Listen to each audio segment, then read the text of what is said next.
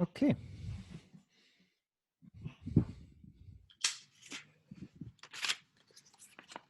Here. Okay. So, welcome. I hope everybody is well, and I hope everything is working here. First of all, today is the birthday of His Holiness the Dalai Lama. He's 85 now, and I think he's such a great Bodhisattva. So please have him in mind today, and yeah, dedicate some merit for his long life. I just have to do something here.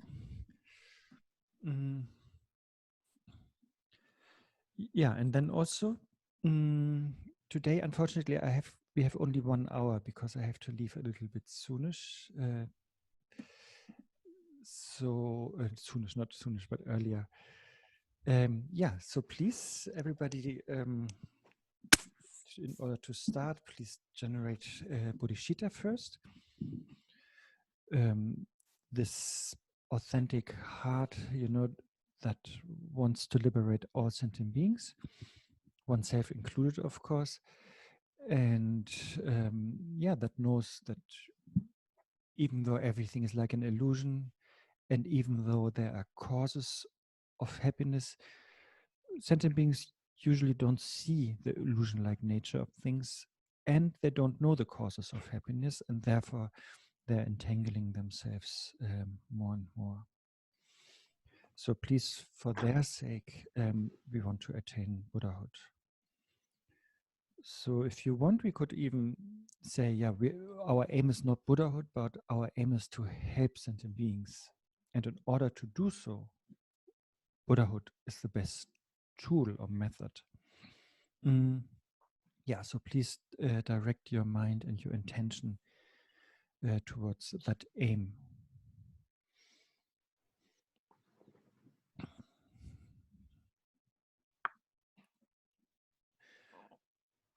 And if we look into the text where we are, on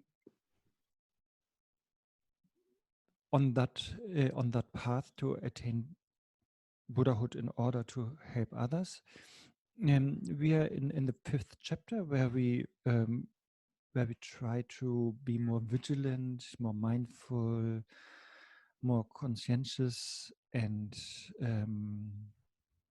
more aware, and therefore, so that we are less entangled in emotions and less entangled in obscurations or discursive thoughts. And here at the moment where we are trying to develop that discipline of being more vigilant and being more aware and mindful. And for that, it is necessary also to figure out what are the objects we have aversion with, or what are the objects that we have attachment towards. And the verses today, this is verse 59 onwards, is dealing with the body, because our physical body is usually something we are too attached with or towards, I don't know. So therefore we are here, Shantideva is quite like, what is it? Not tenderly, but the opposite, maybe roughly or grossly even, showing us, I don't know, the ugliness or uselessness or dirtiness or impurity of our physical body, just to counteract our excessive attachment to the body. And if we have less attachment to the body, in other words, if we have more detachment from the body, then we are more able to focus on others, to keep our discipline, to keep our precept. So as often in this text, especially in the first 8 chapters, this is what the verses we are discussing today. Please understand them in this context. You know, they are not, let's say, the absolute truth. You know, that are always correct. You know, or that are methods for everyone. You know, please don't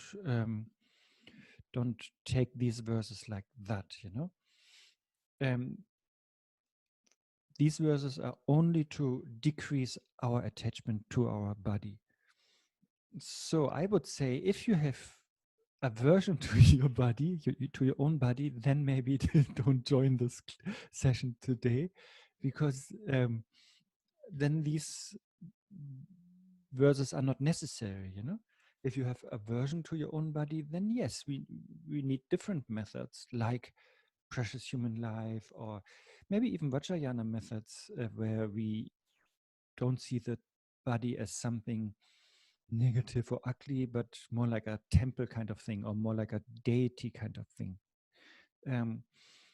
But here at the moment, the focus and the emphasis of Shantideva is just to reduce or cut this attachment to our physical body that most of us have, and that is sort of resulting in spending too much time caring about our body, or seeing our happiness or our physical pleasure as something that is more important than the pleasure or happiness of others, those kind of things. And Shantideva is not saying our precious human life is not precious. He's not saying this here. He's just saying don't get attached to it. So, and I hope we can cover maybe the next 12 verses, which is 59 to 70. And and then you will see how he's doing it. And so let's see, where's the text? I think I can share it somewhere.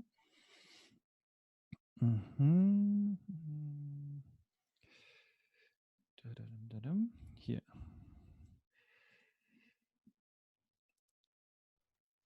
So I think you can only, hopefully only can see this verse here, and you don't see the mess on my computer. I see mostly my mess. Okay, so I think that was hopefully sufficient as an introduction where we are and why we are doing what we are doing here. And so let's start with verse 59 here. So, if mind, you are not made unhappy when this body is dragged and tossed about by the vultures greedy for flesh, then why are you so concerned about it now?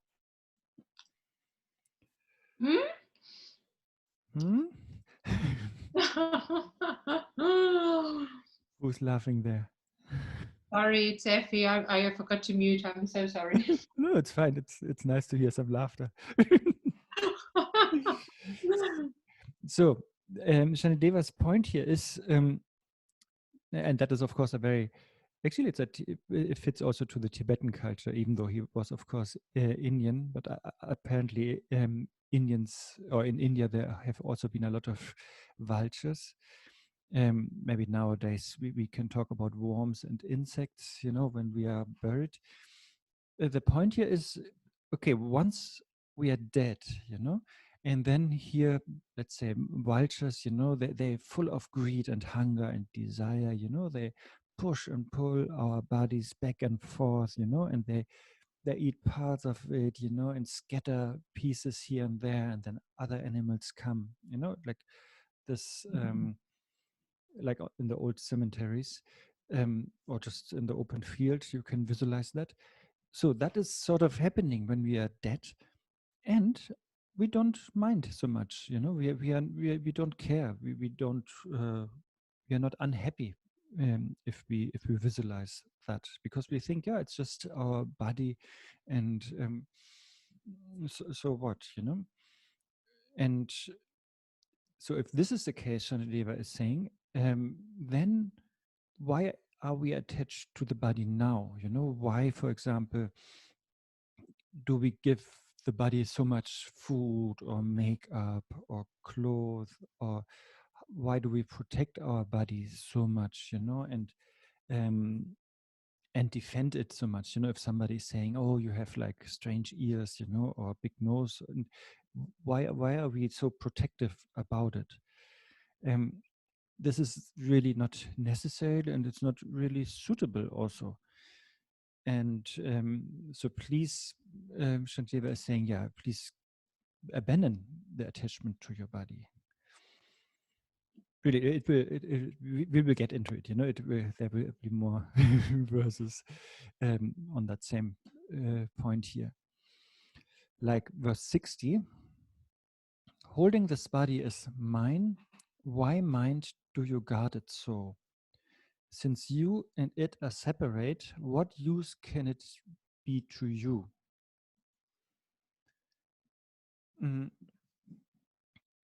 So here the first point is, yeah, we should really understand that we are not the body, right? This is, I mean, we also don't say, I am this body. We are more saying, this is my body, right? And this already implies that there's some owner that is owning and possessing the body. But even that is debatable, you know, if we really own the body. But that's maybe another point. But definitely we are not the body. And therefore, yeah, there's not, so therefore the body is more like a tool, you know, or like a, like a good vehicle or support for other things. But the body is not us, you know, and therefore, why do we protect it so much, you know, and why are we having so much attachment to the body? And of course, here we hopefully can remember whatever Shantideva or other masters say about attachment in general, you know, why it creates suffering and why it limits our mind and why it blurs our mind. And so here Shantideva is saying, yeah, since you and the body are separate, what use can it be for you? And that, if we study Dharmakirti, you know, I don't know if you have ever studied Pramanavartika, their Dharmakirti is also like contemplating and reflecting on how different body and mind are. Like they're really different entities. So that is a huge topic. And since we are stopping half an hour earlier today than usual, you have half an hour suddenly at hand to maybe contemplate on that, you know. What is body and what is body and mind, and how are they connected, or how are they different? I mean, it's obvious from Buddhist point of view. It's the mind that is sort of traveling, or the consciousness, or the stream of mind, or stream of consciousness that is traveling from life to life and getting or manifesting or projecting one body after the other. So that is sort of one part, you know, having this mind or this mind stream. But then the other part is this body. And this body, of course, doesn't come like this, but it has like material building blocks, which are the ovum, is it called, right? From the mother, and then the sperm from the father. And they come together. And then the sort of the mind is drawn into it thanks to the karmic wind. And then we have this body-mind thing. But then the body it starts with like 1 cell, 2 cells, 4 cells, 8 cells, and so on, embryo, and then baby, and then getting older, and then dying, and then the body dies, but the mind doesn't. That is the main point, why reincarnation is happening, because the mind and the body are not the same, are separate, and they never have been the same, and they always have been separate, but sort of they are connected. And this is maybe something really to contemplate about. How are they connected? Because one is influencing the other, obviously. If I have physical pain, I get mentally angry maybe, or impatient. And if I'm mentally something like angry or lustful, then of course I can see physical changes also. So it's going both ways. Anyway, the point, so there must be a connection or some influence, but they are not same, but they are separate. And yeah, they have not been together since beginningless time, but only from the moment of conception. And they will not be together for endless time, but at the moment of death, or maybe after the Tuktam, if we are good practitioners, at some point, or if we are too good shamatha practitioners, we end up like mummifying our body, and still we are a little bit, our mind is still in it, which is not what we desire. But anyway, at some point, then the mind and the body, they separate, and so therefore, what use can this body be for me? That is Shantideva's idea here. Jangshub said something. I guess it's an important point because Buddha answered on this question by a noble silence. Body, soul relationship. Soul, I think Buddha would not say. But I know what you mean. Body and mind. But of course, depends on how we define soul. But the point here is, they're coming together for the time being, and it's definite they will part again. I mean, that is the whole idea why in Buddhism we focus mainly on mind training, lojong, and not so much on lujong, which is body training. Of course, there's lujong, there is this bodily exercise, but that is more like a indirect training, in order to train the mind, or in order to have a good temper, let's say, for the mind.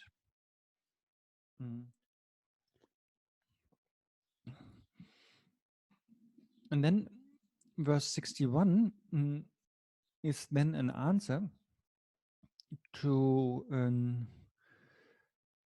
what we maybe think. We might think, oh yeah, but I have this body since long time, and it did quite well so far, so I have to protect it.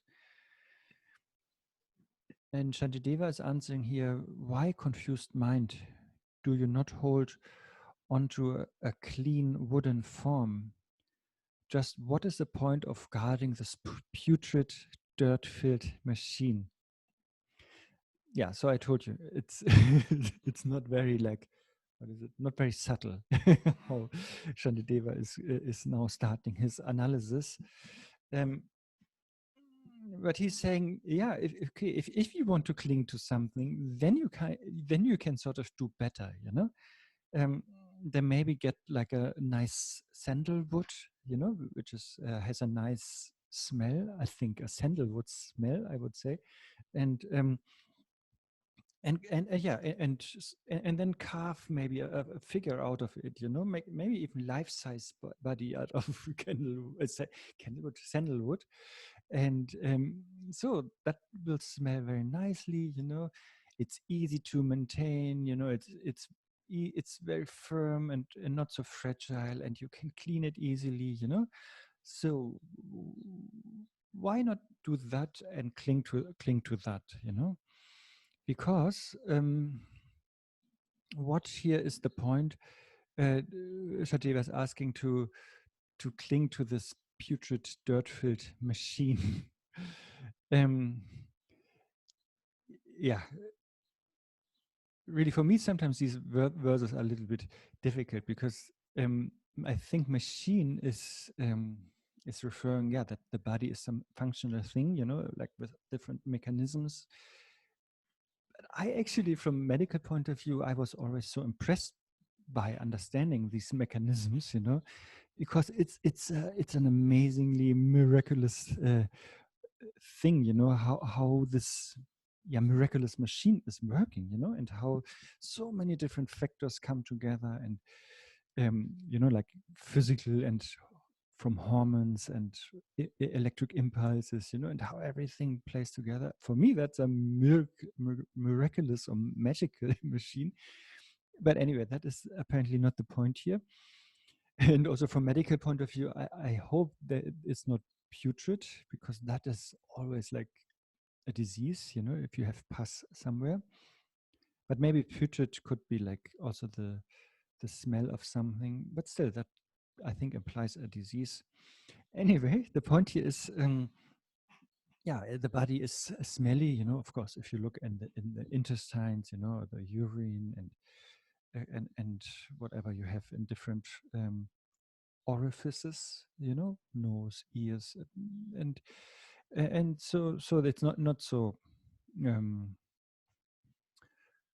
it's not so pure, but I think I have to use that word since Shantideva was saying dirty, and the body is like that, plus it's like a machine, it's just like bones and muscles and tendons and skin, and they basically do two things, they contract and then they stretch, that's it. And as I said, whatever they produce is sort of impure. I mean, let's think about pus, of course, if you're not so well, but just a stool, we wouldn't eat it. Urine, we wouldn't drink it. Even saliva, which we have in our mouth, we wouldn't eat it, if it once it's out of our mouth, on a table, let's say, we would not put it back. It's so strange. Even I think maybe it's only me, but I think I heard that from Khyentse Rinpoche. So that is really something to to contemplate upon, I think.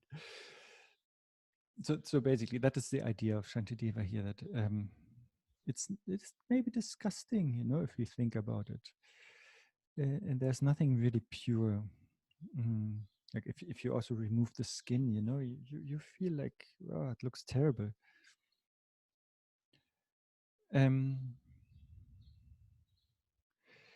Pallavi is saying, is it on a relative level? We always say body and mind are inseparable and interconnected. So this is mentioned here as ultimate level. I never heard that on relative level, mind and body are inseparable. They are interconnected, and that's what I said. If I'm angry, that has an effect on my body. My heart beats faster, or my blood pressure rises, and I'm getting red, and my movements are stronger and stuff. And other way around also. If whatever. Earlier I said pain, and that if I have chronic pain, then that also changes my mindset. So yes, it's interconnected, but I don't think on a relative level anybody would say it's inseparable, because really, like, the body is substance, right? It's material. So therefore, material is something tangible. It is something with a location. And it's something that we can cut with something that is material. But the mind is of a total different substance, quote unquote, It is, it's not material, it's not tangible, it's not cuttable, it's not locatable. So therefore, I would not agree that they are inseparable. Because it's easy, I can just cut my my arm, and then there's no connection anymore between my body and mind. I mean, the part of my arm that is gone, it's very separatable. So yeah, but on a relative level, it's interconnected. That's what I would that's definitely what I want to say and emphasize. You know, this is a whole psychosomatic thing what we have in Tibetan medicine also very strongly. You know, where all diseases come from basically from the mind. You know, it's so psychosomatic. You know, like we have ignorance, out of that comes attachment and aversion, and these three, you know, they create the humors, it's called, you know. Mm, like ignorance creates phlegm, or anger creates heat, or attachment creates wind. And then if we have excessive of these, then any disease comes about, you know. So that is so super psychosomatic. Yeah. And on the ultimate level, that's I think interesting. Of course, the body is not really truly existent, and neither is the mind. So both are empty by nature. And then you can think, maybe the emptinesses are, maybe on that level they are inseparable, because on emptiness level everything is inseparable. So maybe on that level, actually, it would be more like that. From the nature point of view, like really the ultimate nature. Because then on that level, yeah, everything comes from the mind anyway. Okay, and then Jangshub says, so from my point of view, bone, it's bone, urine, it's urine. Maybe it's a blessing of medicine, but I see just liquids and so on. I can't generate positive aversion in this way. So what should I do with it? Oh, then eat your shit, yeah, and drink your urine. If you don't have aversion to it, let's see if you can do it. And maybe if you can't, then it's if you can't, then you have that positive aversion. Really. Sorry, I didn't want to be rude by saying eat your shit. I think that is a bad thing to say, but I hope you got what I meant. It's really like no, test it. And if you don't have any aversion, then that's great. That's a good thing. And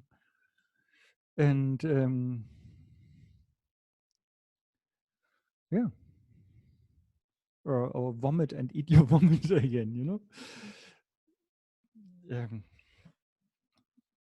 Yeah, I even though I think, you know, it's an amazing thing, the body, you know, it's an amazing system. And I don't know how it happened that it can be working that, you know, that complex way.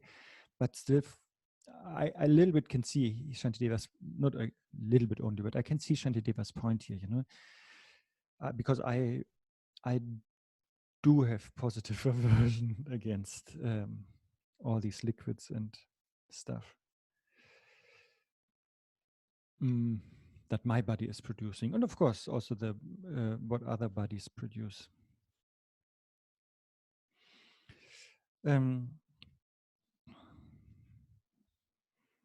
Okay, 62 now. And this is an answer to the thought, oh, maybe there is some wholesome or positive or pure essence in our body. You know, that is what we might think. And this, I think, is then answered in 62 and 63. So here Shantideva is asking us to mentally, you know, please highlight that, mentally, what is it?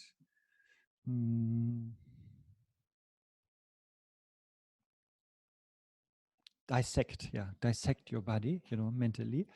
And then, yeah, just check, you know. So first of all, mentally, please emphasize on that. Separate the layers of skin from the flesh, and then with a scalpel or knife of discrimination, separate the flesh from the skeletal frame.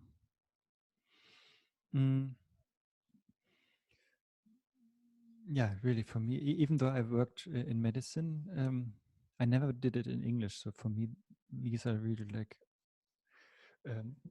vocabularies that are not so common to me. Yeah, so we should have a thorough look at our body, and we should use our wisdom to then analyze, and dissect our body. And yeah, so we yeah, I don't know, we separate all body parts, and then we look into each body part, and yeah, let's try if we find an essence there, something positive, something I mean, this question comes actually in 63, like in the last line, where is its essence? So yeah, this is what we're doing here. We're looking deep into the body to find an essence, and a positive essence, a wholesome essence. And this we do with the scalpel of discrimination, which means, yeah, it's basically the Manjushri's sword, I think, It's like, the sword that cuts through ignorance. And Manjushri having this sword as an emblem or attribute, I don't know, because Manjushri is the personification of Sherab, discriminating wisdom. This prajna, prajna, yeah. And the other thing is like primordial wisdom, jnana or yeshe. That is not so much the discriminating part, but here we're talking about this parameter number 6, discriminating wisdom, prajna. So with that, we dissect the body, and yeah, let's see what we find, Yeah, I mean, spoiler alert, Shantideva is thinking we we only find ugly things, filthy things, smelly and disgusting things. And so therefore he says here in 63, and having split open, so we separated all the body parts, and now yeah, Effie, this just means what you're saying. What is the meaning of separating the flesh from the skeletal frame? It's just that we separate all the different body parts. We put the skin, let's say, on one heap, and then all the muscles, the flesh on one heap, and then all the skeletons, the bones, basically, on another heap. And what do we have? The other organs on one side, and then all the nails and hairs and teeth into another bowl. So we're separating everything, and now even in 63, we then even open our bones. We split them open, so we crack them, dissecting them. Yes, if we and then we look into the bones, and we find the marrow. Yeah, and then of course we could think, oh yeah, is that maybe the wholesome essence? But of course not. The marrow, maybe not with a scalpel, but maybe with a microscope or whatever, you can dissect further, and then there's also nothing really, there's no holy grail inside in the body. But yeah, that is sort of the spoiler alert here, but of course it's good if we just do it really ourselves, later maybe, that we really look into each body part and see if there's something that we think is of really big essence. But of course, there's like we know, that we need all these body parts in order to live, to function, and to practice Dharma, let's say, and attain enlightenment for the sake of others, and of course, I don't want to miss any part of it, not a part of my brain I don't want to miss, and not a part of my heart, and all of that, because they have a good function. And Danielle is, I think, talking about that also. What about the purely functional aspect? Making babies out of the body, making breast milk out of the body, to provide human karmic mind container. That's a nice human karmic mind containers. Human karmic mind for minds that can learn Dharma and be helpful. Yes. That's what I meant in the early beginning. That we can really argue with all of this, really. And we can, and as you see, I can't stop but doing that also with every verse.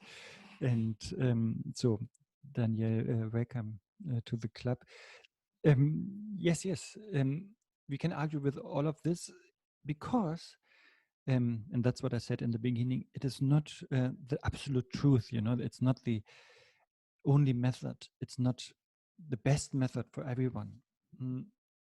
But if you have too much attachment to your body, then that is a possible method to do so. We have that even in the Abhidhamma Kosha.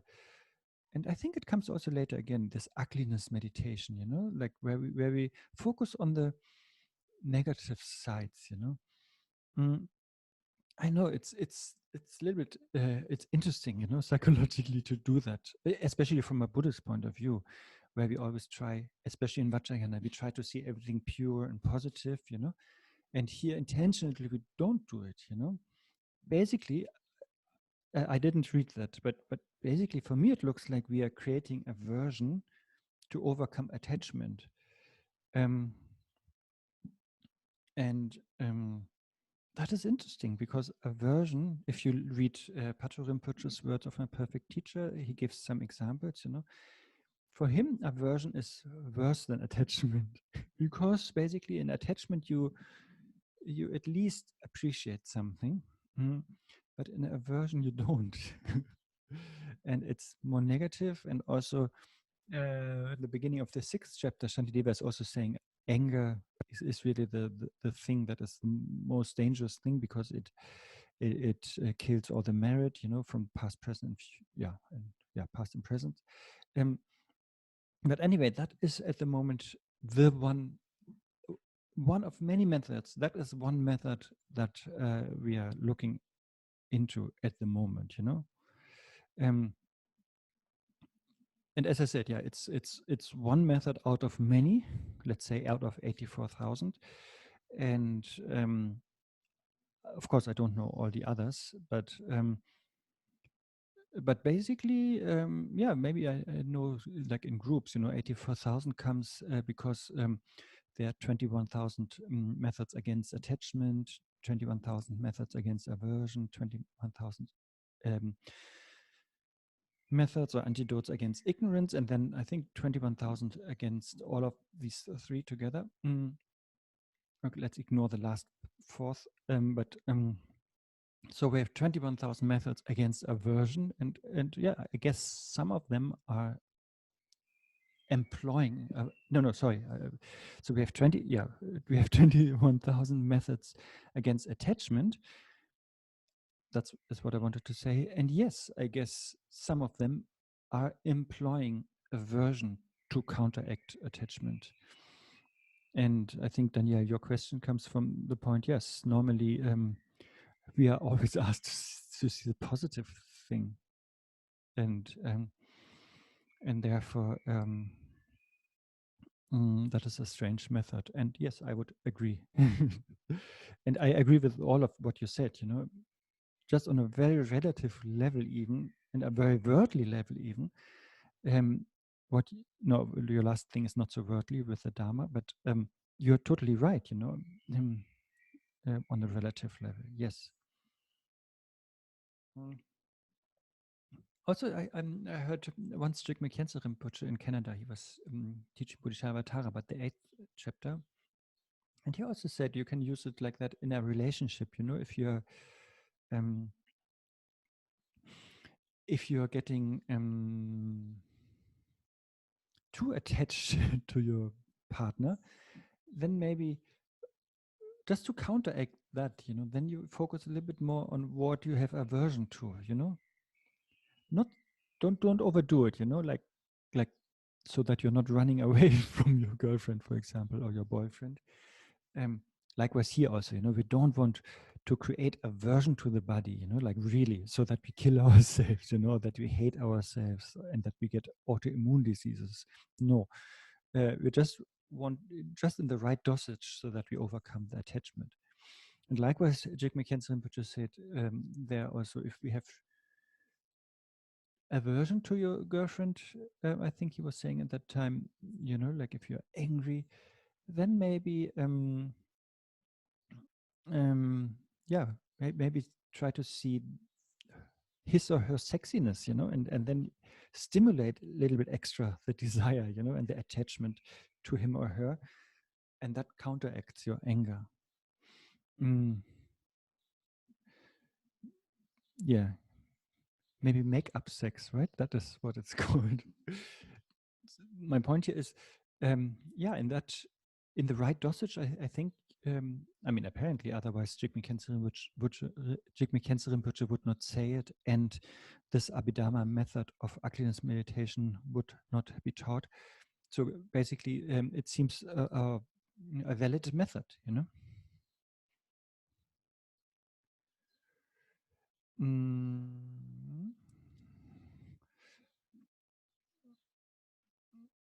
Where can I read? Okay, Katharina is asking, where can I read precisely about how relatively life force binds mind with the body? I think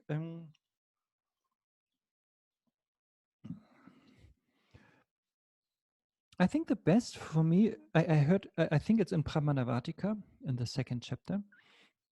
And for me, the Vajrayana explanation is very relevant, even though this here is a Sutra Mahayana class. But if you study Yönten Rinpoche Tzu, the Treasury of Precious Qualities by Jigme Lingpa, basically, and the wonderful Padmakar translation team, they translated commentary by Kangyur Rinpoche, the father of Tulku Jigme Khyentse Rinpoche, Tulku Pema Wange Rinpoche, and Tulku Rangdol Rinpoche, and many others. They translated a commentary by Kangyur Rinpoche on Jigme Lingpa's root verses, and which is actually quite verbatim most of the time with Khenpo Yönga, a great Dzogchen Khenpo. And there in the second volume, which is the 10th chapter on Vajrayana, there you can find a lot in the Dzogchen part. I forgot the verses, but it's like 70 to 90 or something in the 10th chapter. There really it explains, no, also in the Khyentse part. Yeah, so somewhere there in verse 50 to 90 or something. Jigme Lingpa is explaining, how he's talking about four things coming together, like ovum, sperm, then the consciousness and the karmic wind, and this coming together then produces a being. And then the question, how do bodhisattvas prolong life by practices like long life ceremonies? I think it's not so related, right, to what we're discussing, but because for that, aversion to the body doesn't help. Otherwise, he wouldn't do it. But a long life ceremony, of course, is based on another angle or another perspective, which is seeing the precious human life, of, let's say, teachers or other beings. If we do it with teachers, let's say with His Holiness the Dalai Lama, since it's his birthday today, then it's interdependent arising.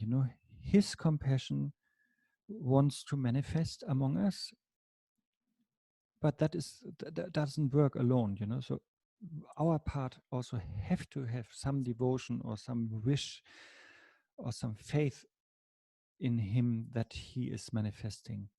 So, and if those two come together, the Bodhisattva's compassion and our devotion and trust and wish that this Bodhisattva is here, then if these two come together, then he will manifest. So if we continue like that, and his compassion is sort of not dying, so but our devotion or trust or faith could disintegrate. So therefore it's up to us basically to make our part very strong. So that would be a very Madhyamika point of view or answer, you know, that it's interdependence of those two factors. But again, that is sort of from another angle, you know, where we see the preciousness of this existence and of the body, which is a good method against aversion, for example, or ignorance or carelessness in regard to our body. But here to continue, because we have to stop in 7 minutes, I'm sorry, we look into verse 64. If even when searching with such effort you can apprehend no essence, then why with so much attachment are you still guarding this body? So even if we search and analyze, you know, very hard, and we can't find a concrete, wholesome essence of the body, you know, that is like worthwhile to get or pinpoint or embrace. So if we analyze and don't find anything in the bodies, then why are we so protective about our body, or why do we have excessive grasping to our body? That is the rhetorical question here. Again, you know, from Vajrayana, we might find some essence, actually, you know. From Vajrayana point of view, you know, we have the bindus, you know. But of course, I'm not sure if they are real like matter, but yeah, there may be subtle matter. But anyway, that is not the point here. And then 65, what use is this body to you if it's dirty inside, insides are unfit for you to eat, if its blood is not fit to drink, and if its intestines are not fit to be sucked? Yeah, again, I told you it's not very delicate or subtle how Shantideva is doing it here. Yeah, it's very charming. I really don't know where that comes from. So the question is here, yeah, what use is the body? We cannot eat the meat, you know, and we cannot drink the blood, and we cannot suck the intestines. In case you were planning that for later. So this body really has done nothing for us, you know, and will do nothing for us. It's not something holy, so don't get attached to it, you know. You know, even on a relative level, you could argue, of course, cannibals eat bodies, human bodies, you know, and maybe it's even tasty, you know, I don't know. And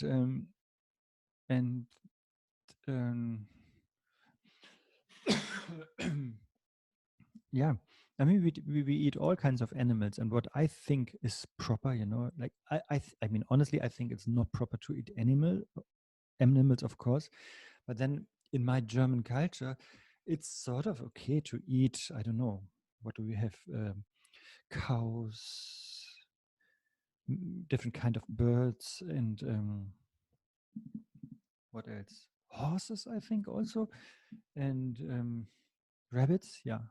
And then, yeah, the French, they eat frogs, and they eat a lot of horses. And then in China, apparently, they eat bats and whatever. So my point is, it's so cultural, you know. I think it's okay.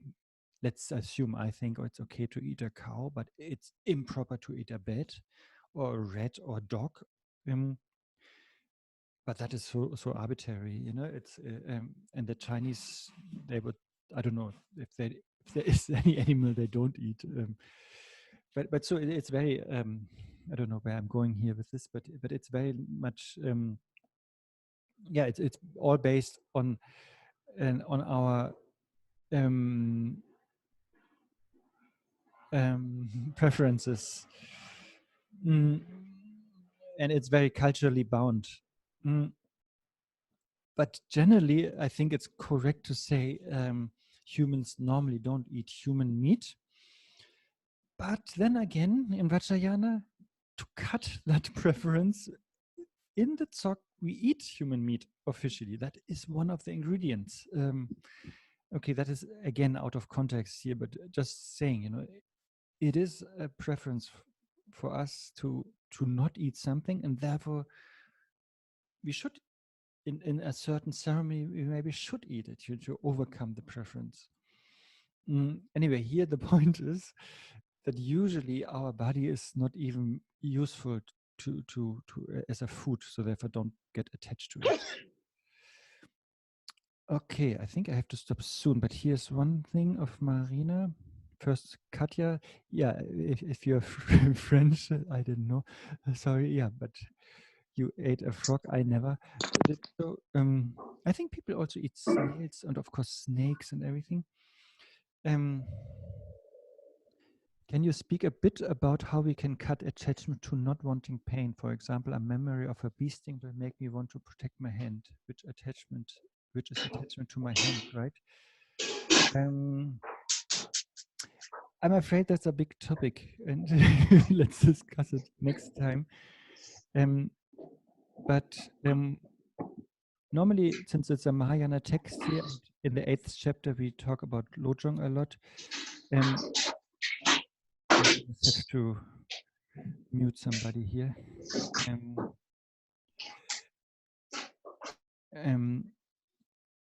So Tonglen is good, I think. If you have physical pain, you know, then maybe do Tonglen, and with every breath you take, you breathe in the pain of others, physical pain in this example, since that is your topic, and then with every breath you breathe out, you know, you breathe out happiness and painlessness and healthiness and all of that. That would be my quick answer, you know. This you can do with whatever you have, jealousy, you know, and then you wish, like, by breathing in, you know, may all beings be free from pain. May all beings be free from jealousy in the other example, and then you breathe out to all of them, the painlessness. Okay, guys, I have to go. But since today is His Holiness's birthday, I want the dedication to show you from His Holiness the Dalai Lama, where he's quoting one verse of the Bodhicaryavatara. So I play that for you.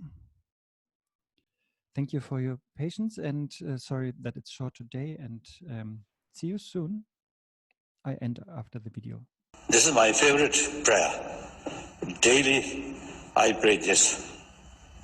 That gives me inner strength. So enthusiasm to serve sentient being, humanity on this one.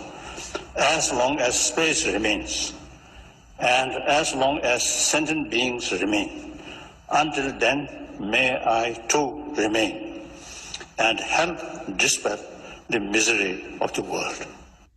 This is my favorite. Yeah. That's it. Thank you, guys. Take good care and see you soonish. Thank you. Thank you so much. Thank you. Bye-bye. Take care. Thank you.